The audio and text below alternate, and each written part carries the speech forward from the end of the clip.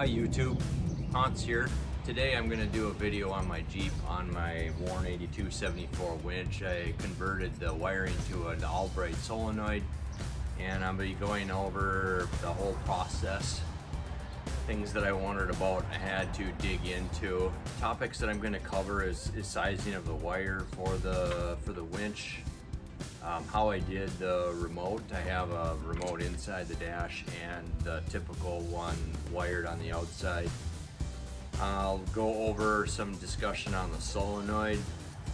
I'll talk about the wiring to the solenoid and the wiring to the lugs on the motor. And I'll talk about my battery in the Jeep as well. I hope you enjoy this video.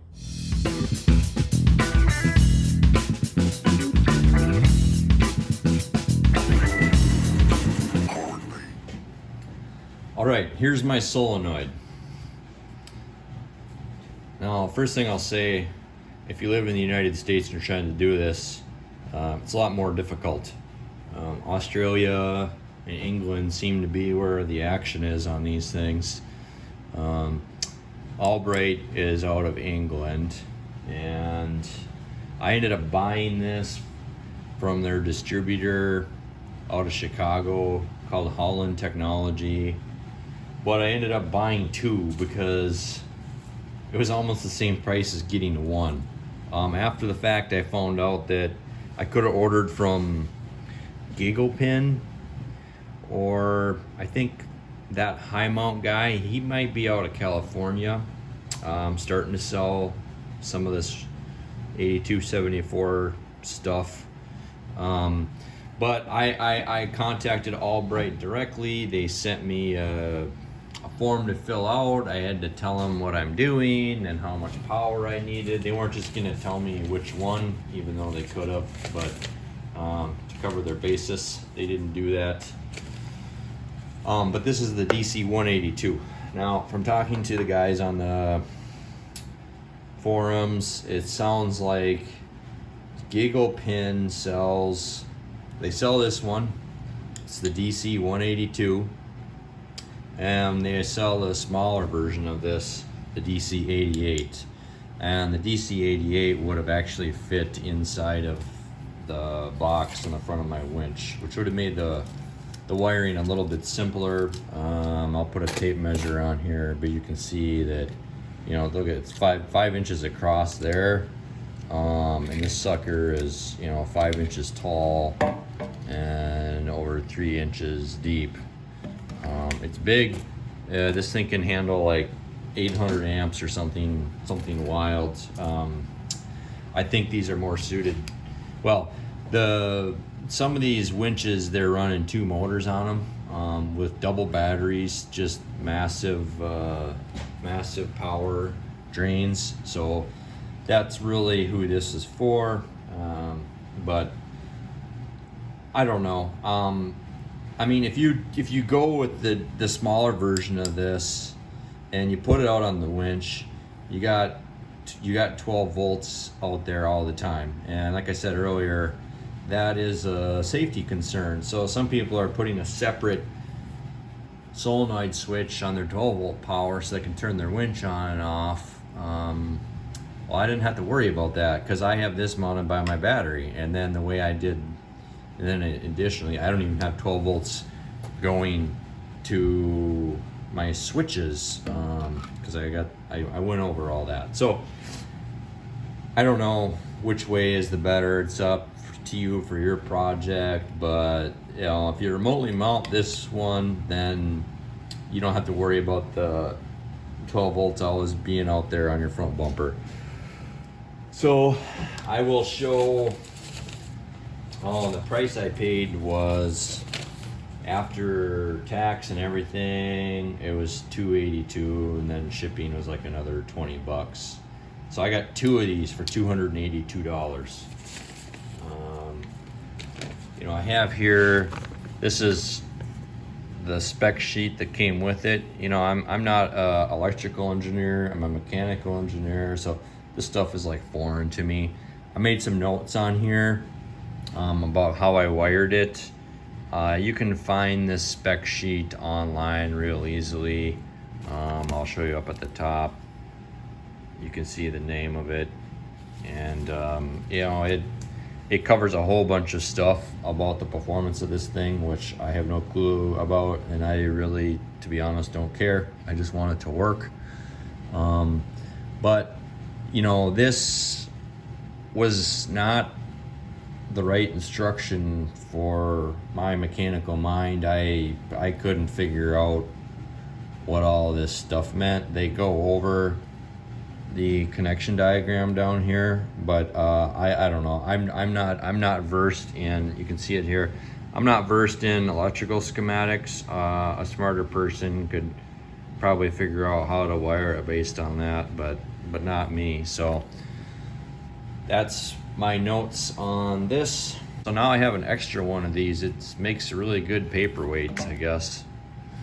And the fact that this thing is like it says here, is IP67. So this thing can be like submerged in water, like down to a meter or something. The reason why this will be a paperweight forever is because basically the other one will never die. So I don't know. Maybe I'll sell it to somebody.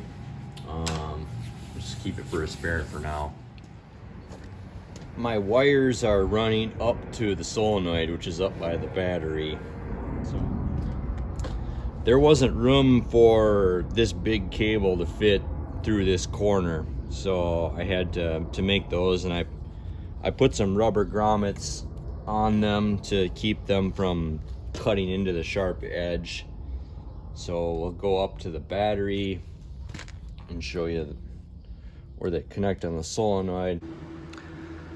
The other thing that I also want to highlight, that I welded a ground onto the case of the motor. You can see that right there. That stud is welded on. You need a good ground. These older, this is one of the old first generation 8274s. They didn't have that. So I just went ahead and did that. All right, I've got the typical remote wired switch. The difference is that the wires have to go up to the Jeep. So with a three-way switch that's momentary in both directions, you need to, for this winch, you need to feed 12 volts positive into this in the center position of the switch, and then when you go down or up, then it sends that to one of the opposite two terminals. So hence the 3 wires. I have to run the hot from, I did it from the accessory, so that way when the Jeep is off, there's actually no power to the switch, and you can't use the winch if you don't have the key to the vehicle. So all I did was from inside the dash, where I hooked up to the accessory terminal on the fuse block, and I ran over all the way through the engine bay, all the way with my power cables over to here, and I'm feeding 12 volts in, and then I have 2 wires coming out that feed up to the solenoid. So I'll show you that when I get over to the solenoid. But this is the contents of the box. I'm gonna put it back on here right now and then show you the rest. Hooked up. Now I want to point something out with the advantage to the remotely mounted solenoid, is that there's no power coming out here right now. These are my 3 power cables, as you can see. The reason why that's nice is that this is on the front of your vehicle, and if you get into an accident or hit something, these are, with having one that has power going to it all the time, is a fire hazard. So there is a 4th power cable going to the solenoid. And see, that would have power to it if it was up under here, but it's not up under here. It's over by the battery. So the way that the switch works is that there's always 12 volts to this one, and then depending which direction the motor goes, it either switches between here or here. So I'll turn the motor one direction. So you got 12, and I'm on that one. Oh, that's interesting.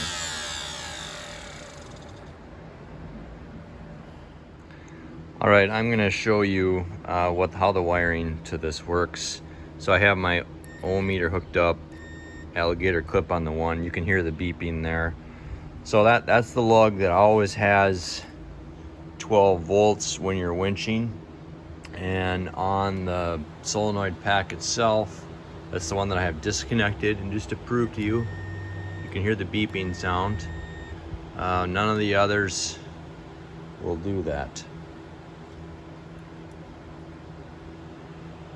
See, if I touch these, they don't go on. This is my power. This is live 12 volts from the battery. So that's key when you're wiring your Albright, is that there's a couple ways to wire them, but the way they recommend, which is that I've done, is that the stud with the nut gets that constant 12 volt that goes down there. Okay, so just to recap, this gets constant 12 volts, and this is going to, I have my own distribution blocks over here. This side is positive, the other one over there is negative. And I have so much cables on this vehicle that I was having problems. I had multiple things connected to the battery and I was breaking connectors. So that's why it's not hooked directly to the battery, but it really is directly to the battery. That's this one. And this one is, like we said, it goes to the single lug on the motor. And then these two, it alternates when you flip the solenoid, depending which way you want to go. And I'll show that next. All right, another illustration of the wiring of the solenoid. I have this is the constant 12 volt that always goes out to the motor, like we talked about. If I press there, you can hear that. So I've got the multimeter set up to read ohms, and it beeps like that when I hit it. So this is the constant 12 that goes out to the single lug on the motor. All right, so I can touch either one of these and I get continuity. Now when I hit the switch though, it turns it off when I go down on that one. And when I go down on this one, if I hold down, it stays on, but it goes off when I go up that way. So that's how the solenoid's working. I'm gonna put these back on and move on to the next thing. I also need to get a little boot to cover this, because this is live 12 volts to the battery, and I already created some sparks at one point. So let's talk about wiring the switches now. As you can see, there's 3 terminals, and the center terminal is negative, that's ground. And then the other terminals are plus, and it depends which way your switch is to which one gets activated. So I will turn the switch both ways. You know, right now I'm not getting any voltage to either of those, but I'm getting it here on the solenoid. So let's just on this one. So I'm set up to read voltage, and I'll go this way. Let's see here. Okay, so switch down. Nothing that way. So that's my 12 volts. And then, so that's up. If I go down, I get nothing on that one. Nothing happening. So if I go down on this one, I get my voltage, and nothing that way. Now we'll get to the dash wiring, but if you notice, there's 2 wires going to each of these 2. That's because I have a switch inside the dash, and I have this one right here. And this is just a common negative. Like I said, just one wire. Now if you just had one switch, you just have one wire going to each of these. But I have two, and they're joined right in the connector. I just crimped them right there.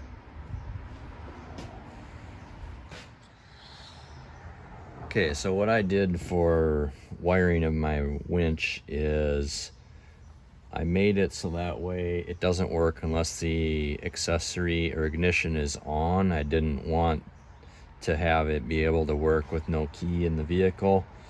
I made it so that way I have my traditional outside remote, but I also have a cab switch right here.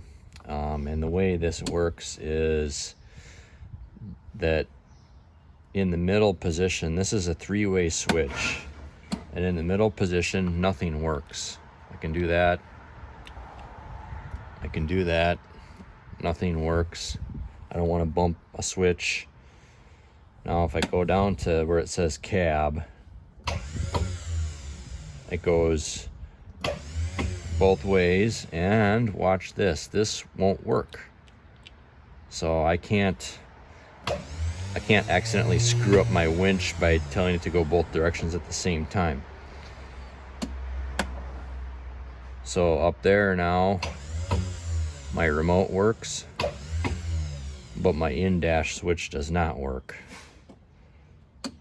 So this 3-position toggle switch has positive 12 volts going to it in the center position. And then when you go one way, it transmits that to that terminal on the one side.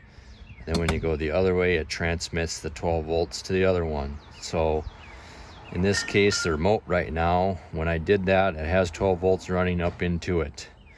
But as soon as I go down here to the cab, I no longer have 12 volts at this switch anymore. So that's a nice safety feature to keep, in a confusing recovery situation.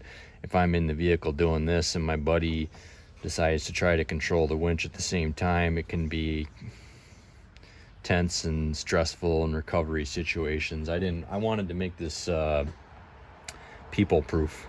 Not as smart as a Tesla, but hey, I'm close, right? And I have these sweet labels too. I might patent or copyright these labels. Let me know what you think in the comments about that. So that covers the wiring in the dash and the control. Let's talk about wire size. This is 1/0 gauge. There's only one gauge bigger than this, 2/0, 2/0. Looking at what other people have done and looking at the charts for current, no wire is capable of a constant current of, say, 500 or 800 amps. This is all momentary. I would have done 2/0, but the 1/0 was a lot cheaper. It's still big wire, so I ended up going with 1/0 cable. Having big wires like this reduces voltage drop, and that keeps current down and heat down. So more copper is better for current flow. These lugs are, and by the way, I bought this off of, I think it was Amazon, and I got the lugs off of Amazon too, and these are size for 1/0 cable specifically, and I don't have a big monster crimper, so I ended up soldering these in, and I had to use like an actual propane torch, or like MAP gas or propane, and I heated them up and I soldered them in. They're not crimped, but they're soldered, and likewise over at the winch too. So I needed 10 with the ground. I also have a ground wire that's running over to the winch, so you need 10 of these You need 10 of these lugs if you're going to do this job. And a note on the battery. This is the Odyssey AGM battery. It's not a typical lead acid battery. It's considered the best one for winching. You might want to consider getting something good like this. Having these big wires, you can draw a lot of juice to your winch, which is great, but it puts a lot of stress on your battery. So having a good battery is important if you want to have a reliable system, which is not important. It can be virtually anything. So I have some real light gauge wire. It makes it easier to run, and it's cheaper. All right, I'll do a brief mention of how I have this winch mounted. The Jeeps, well, anything, these winches, the downfall of these winches is they're tall and they block your radiator. And a Jeep CJ like this especially has a narrow radiator. So I cut out the frame. And was able to drop this thing in. I basically made a saddle. There's a bottom on it, and it's sunken. It just barely fits between. There's the steering box right here and the frame rail over here. It clears. It's down low, and my radiator is free. And I've got the solid Haas fair lead, and then this is my own DIY flat link. You can buy something like this from companies like Factor 55, but I decided to make one because I can, basically. My time is worth more than what it cost to make this. If I wanted to be the most efficient with my time, I would have just bought it, but it was kind of fun. So anyways, that's a little bit on that. If you're interested in more on the mounting, I could maybe do a separate video on that. And then I got some mounting holes here. I'm able to put my license plate here. It's not ideal, but it works. I built a brace for the back. This being with bolts that only mount on the front here, this thing can move. That flexes very easily. And so there's two rods, and they connect to the same bracket on the other side. Aluminum welded it.